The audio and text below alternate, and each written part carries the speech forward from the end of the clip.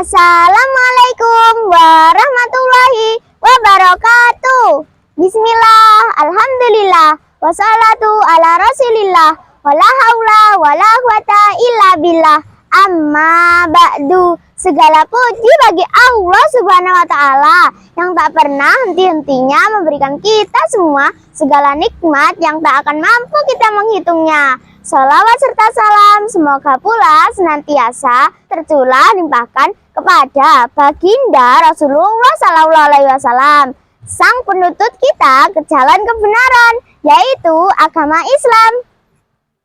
Apa kabar para sahabat kurcaci yang dirahmati Allah Subhanahu wa ta'ala?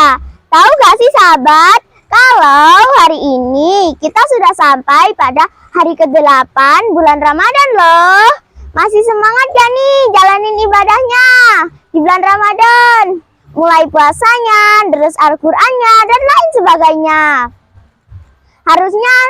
Harusnya tetap semangat dong jalanin ibadahnya sampai hari raya Idul Fitri. Hehehe. Sebelumnya perkenalan dulu, namaku Dikta Natasha Haryanti, sahabat kurcaci dari SDN nomor 1.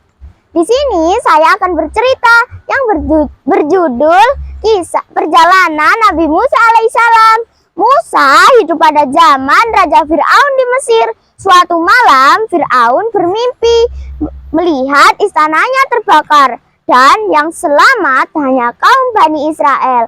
Dan menurut ahli sihir Fir'aun, mimpi tersebut menandakan bahwa akan ada seorang anak laki-laki yang nantinya akan merobohkan kekuasaan Fir'aun.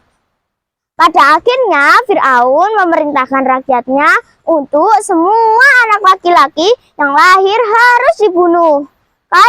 Maka ibunda Musa yang bernama Yufat binti Hahad dan ayahnya Imron segera mengambil sebuah kotak dan membaringkan bayinya agar terhanyut daripada harus dibunuh oleh Fir'aun dan bala tentaranya. Maka dengan berat hati dilepaslah bayi Musa di sungai. Ia berharap bayinya akan ditemukan orang lain dan dirawatnya. Tak disangka sungai tersebut mengalir ke dalam istana Fir'aun, di mana Siti Asyah, yang istri Fir'aun yang tidak dikaruniai anak, melihat sebuah kotak dan mengambilnya. Terkejut Asyah setelah melihat sebuah bayi mungil sedang tersenyum kepadanya. Asyah menghadap Fir'aun dan memohon untuk berniat untuk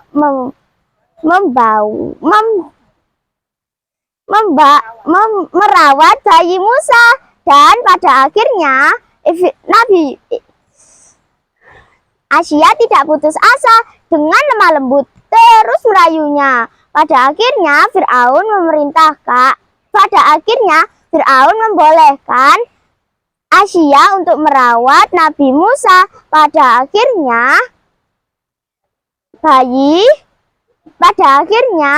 dibuatlah pengumuman, barang siapa saja yang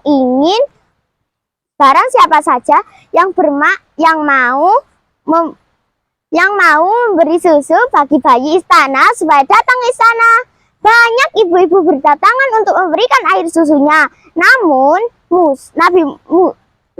bayi Musa tetap terus menangis dan tidak mau menyusu. Pada akhirnya datanglah ibunda Musa untuk memberikan air susunya. Seketika Nabi Musa terdiam karena bertemu dan menyusu kepada ibunya. Alangkah gembiranya ibunda Musa dengan bayinya kembali. Teman-teman yang saya cintai, demikianlah Allah berkehendak kepada Nabi Musa yang dipertemukan kembali dengan ibundanya.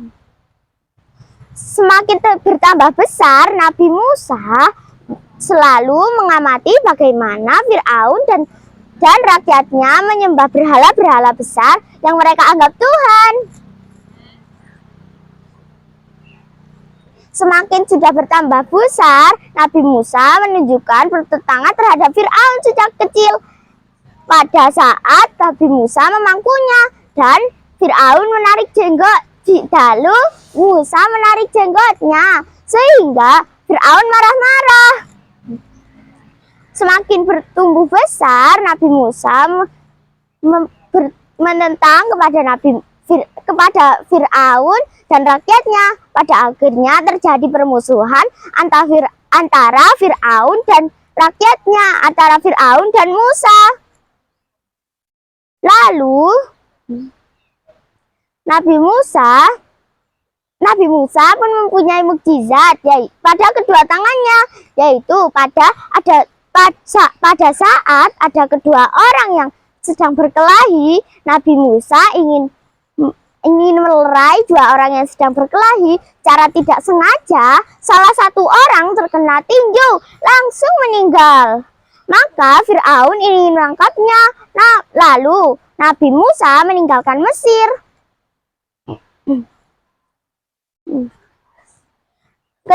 Lalu Nabi Musa meninggalkan Mesir dan tinggal di Nabi Syu'ib dan menikah pada putrinya yang bernama Saufura.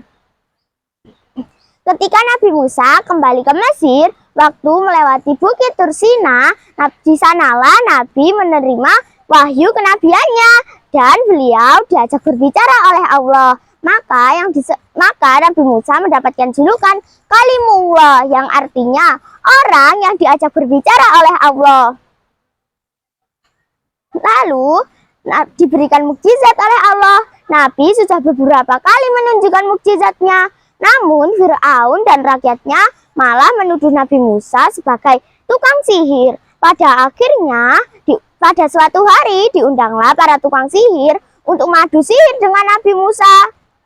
Lalu Nabi Musa pada saat itu para tukang sihir mendatangkan ribuan ular.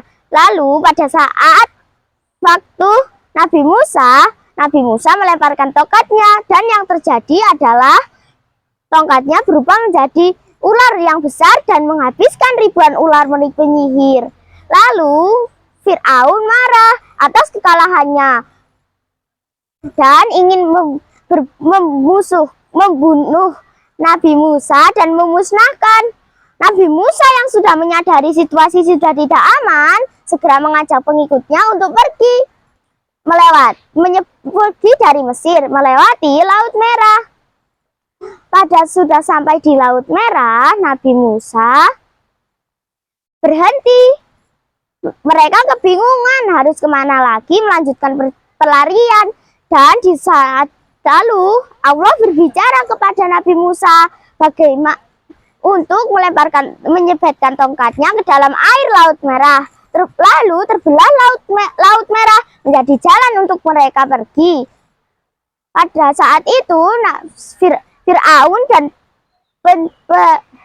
tentaranya sudah sampai di pinggir laut. Lalu pada saat itu Fir'aun bimbang untuk terus mengejar dan melewati jalan di tengah laut.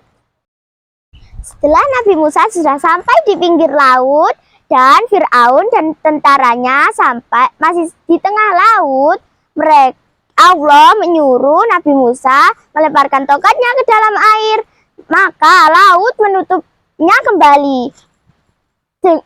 Di sana masih ada Fir'aun dan tentaranya yang ditenggelamkan oleh Allah dengan keadaan yang tidak beriman. Jasadnya sampai sekarang masih ada di Museum Mesir. Subhanallah. Teman-teman, Nabi Musa hidup selama 120 tahun. Mari kita ambil teladan dari kisah Nabi Musa alaihissalam. Semoga kita semua menjadi hamba-hambanya yang soleh. Amin. Sekian cerita dari saya. Mohon maaf jika ada kesalahan. Bila taufik wal hidayah. Wassalamualaikum warahmatullahi wabarakatuh.